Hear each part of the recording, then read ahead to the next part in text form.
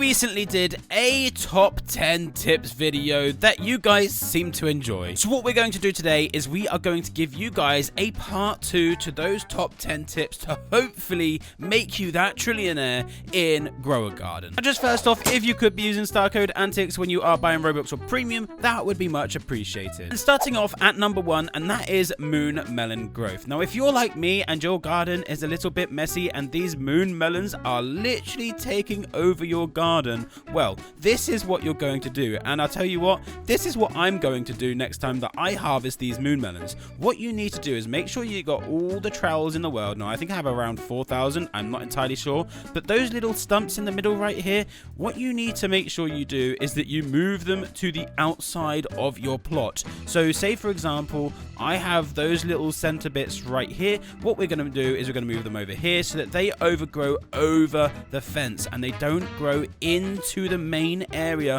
of your garden. At the moment, this is a complete mess. So just make sure that if you are doing the moon melons little glitch with all the sprinklers, that you move the centerpieces to the edge of your garden. Now we're moving on to number 2, and that is to be active during updates. Now updates take place pretty much every Saturday, although they have pretty much so far anyway. And what you're going to get, I'm going to post some videos right now so that you guys can see, but you get all of the mutations pretty much going down in those updates. So if you are active at the time of the updates, which for the UK people is 3 PM, yeah, you can be going through disco, you could be going through the sun god thing, you could be going through, I don't know, the shooting stars, you could be going through so many different versions of mutations. So it's really useful to be active during those updates so that you get those mutations. Quite a few of them are rare, so it's really useful. It is really useful to be active during updates. You can get your fruit a lot better like stuff, and at the moment I've only got pollinated, celestial, shocked and frozen. Now I'm waiting for the update, so when the update happens this Saturday, I'm going to be joining, and I'm hoping that I could be getting like void touched. I could be hoping that I'm getting, I don't know, I can't remember what the sun god gives you, but there's so many different variations of mutations that happen during the updates. So make sure that you at least just join a game for a good 1 hour or 2 hours before the official update. Moving on to number 3, and that is to join the Discord server. Now there are 2 Discord servers. You've got the official Grow a Garden one right here, where if you want to look at the leaks and the announcements, there's all the stuff going on in here. But what you want to do is you want to do this one right here, the official stock watcher. And what this does is this tells you what is being added into the game every single time that the shop updates. Now what you can do as you join this Discord is that you can basically select which items that you want to be notified for when they come in stock. So if I scroll up here a little bit, you should be able to see some here. There you go. So this one's highlighted. So I've chosen to be notified when the mythical egg comes in stock. Now all of these have stuff that I'm not interested in. These ones that aren't highlighted. So let's move up again. Let's wait for the next orange one. The next orange one is right here. And it looks as though in this one is the godly sprinkler. I didn't ask for the advanced sprinkler. I don't really care too much for that one. But the godly sprinkler I asked, which was updated in the shop a good 2 hours ago. Let's do another one, for example. Just one more.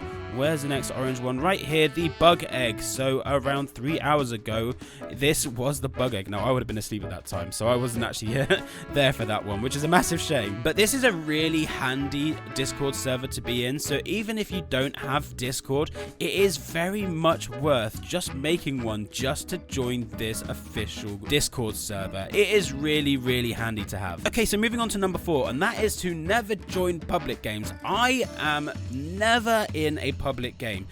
You can bet your bottom dollar that your stuff's gonna get absolutely stolen. Now, I'm worried about people like stealing my stuff, let alone all of the pets that they have. Now, as you're aware, some pets steal your stuff, okay? So although some people aren't actually interested in stealing your stuff, you know, some people don't even have Robux, people's pets can still go and do that. I joined a public server, I think, yesterday because I was trying to ask somebody if they had like a honey glazed, I don't know, hive fruit, for example. And the moment I joined, right, I think it was a fox. I just see this fox go like this towards my moon melons, and I completely exited the game as quick as I can. Like, it could just come over here and just steal absolutely everything. Well, not everything. I think it steals like one thing at a time. But I just see this fox going from one person's garden all the way over to mine, and I was like, yep, nope, that is not happening. So I just completely left the game straight away. I'm even in a public server right now. You will very rarely see me in a public server. Private servers all the way, never public. Moving on to number 5, and that is blood bananas and celesta berries. Now, I find these things extremely useful for feeding pets. These things, they update your pets like really, really good. So I think I deleted a lot of blood bananas at one point because I was trying to make room for a lot of other stuff because of this update needing such rubbish. But yeah, these blood bananas right here, if you allow these to mutate a little bit, you can use these and they tend to basically fill up your pet's hunger extremely fast. Now, I think I might actually have some more over here. I got a little bit stuck right there, so let's just go over this way.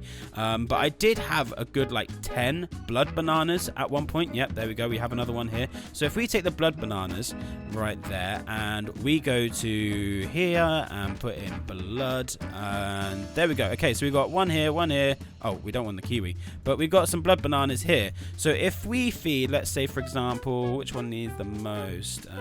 Let's just do the, I don't know, let's just do the normal moth at the moment. So if we're holding our blood banana and we feed that, there we go. Are you gonna work? There we go. It did 64.98, and blood bananas are pretty pointless to the game because they don't really do an awful lot. So to update your pet's hunger by that amount for such a silly little fruit, it is really useful. And I find that the celesta berries, they do the exact same thing. Now, if you have a few more mutations on those fruits, they can tend to update your pet's hunger by over 1,000%, which is absolutely crazy, which you don't need. You need 68, and those were the most basic blood bananas ever. So this one's a disco one, so let's see what this one does. If we update this wasp right here, 953.51%. like that would do that 10 times, which is absolutely insane. Moving on to number 6, and that is to create a group of friends that you trust. Now, if you are interested in this update right here, which I am, I find this update to be pretty interesting. You get some pretty good stuff. I need to be getting my purple dahlia right now pollinated, which I think will be happening fairly soon with the pollination event. Now, what you want to try and do is you want to try and get a group of people together that you trust, so that you can trade these sort of things. You can help each other out, because not everyone has this stuff. Not everyone has these like honey sprinklers. I had someone join the other day and they helped me out with a honey sprinkler, which was extremely useful because these things, they make your fruits nice and honey glazed and stuff like that. So that is really useful. So just make sure to try and create a group of friends that you trust, that aren't going to steal stuff, and probably also aren't going to have those pets equipped that are going to just go and steal your stuff, because that would suck. Okay, so moving on to number 7, and that is to allow fruits to mutate. If you harvest your fruits way too early, you are completely wasting your time in this game. So this one right here, there's a moon melon right here that has absolutely nothing on it by the looks of things. It might be pollinated, I'm not entirely sure. But say for example, I went over here, I did have a really big melon over here. There you go, this one right here.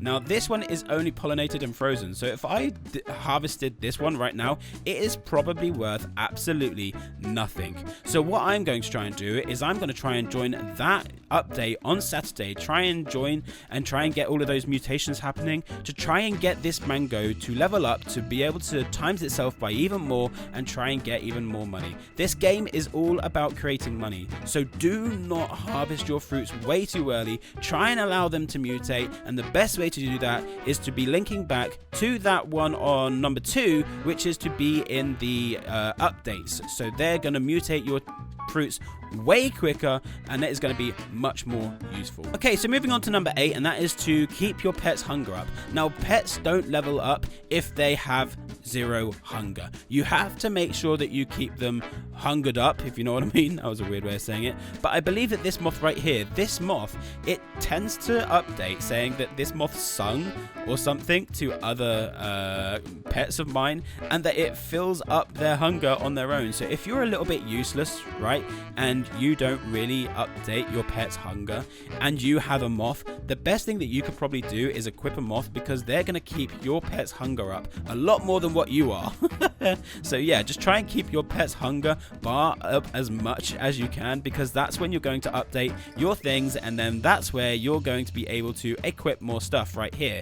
This is the area where you can equip more like pets, you can equip more egg slots, so you're going to want to try and keep this up as much as possible. Now I'm waiting for my next pet to be aged 45 so that I can try and get to an extra pet equip, and the same thing goes for the egg. I'm trying to get the next one to age 30 so that I can get an extra egg that I can place down. So without feeding your pets, they are never going to level up, okay? So just make sure to try and keep your pets hunger up as much as possible. Now moving on to number 9, and that is to expand your gardens. Now I never realized that I know it sounds quite newbie, but each side, right, there is a option to expand your garden. So there was a sign right here to expand. Now if I go to the opposite side right here, there was also another sign over here saying expand your garden this way, which I never realized. And I will also show you this. There was also another one on the back side that said expand your garden, and then I believe that there was another one that said expand your garden. So if you think that you've completely expanded your garden,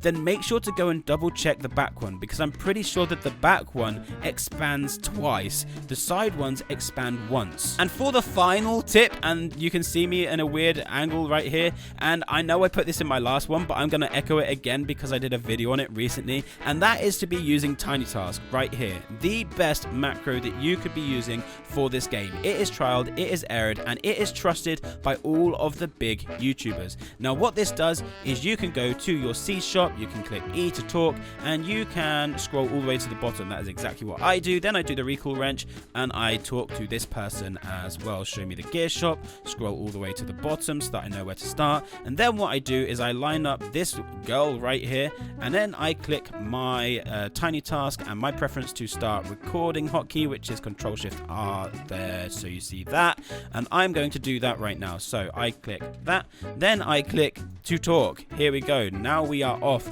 Now we are recording absolutely everything. You can see in that right over here that it says record. So I'm going to click friendship bot, which I don't really want anyway, but I'm going to pretend. Now if you want to skip some, just click, click, click. There you go, and then start clicking your no stock, and then what you can do is you can leave your PC to just completely go while you're AFK doing whatever you want, going shopping with your nan, going shopping with your granddad, going shopping with your mum. You know, you never know, you can just do absolutely everything. Then what you need to make sure you do is that you scroll that all the way to the bottom. Now we can click the seeds and we can go on to this one. So now we're going to do the Ember Lily. Let's just say I only want these two because that's all I'm interested in. I've changed my mind, I wanted 4. Let's scroll that all the way to the bottom. There we go, and this was another main thing that you need to think about. This whole section here needs to be completely full up so that you're not going to fill this slot anymore. You click the recall wrench, you click that, so that then it takes you back to the, come on, work. I've frozen. I think I'm lagging out. No! Wait, why are my recall wrenches not working? They're literally not working. I can talk to this dude, but nothing is working. Okay, let's pretend that this recall wrench worked. And all of a sudden, I'm here. Wow, amazing. Good stuff. Right now, so you're going to end your recording, and then you press, for me, I will show you preferences. The playback option is F8 for me. And make sure that you click this one right here, continuous playback. I click F8, and now I have absolutely nothing. Now, I know I've moved my camera angle, okay, so it's not really working. But yeah, imagine that the recall wrench actually worked. And yeah, that is the best way to be using your macro. So hopefully this video helped you guys out. It was yeah the thing didn't really go to plan on the end one, but yeah, just make sure to be using it. I've got another video anyway, so if you're interested in trying to use that, there you go. I did eventually get lagged out. I knew something was going on. That was so weird. But if you could be using star code Antixx when you're buying Robux or Premium, that would be much appreciated. And until the next time, a peace.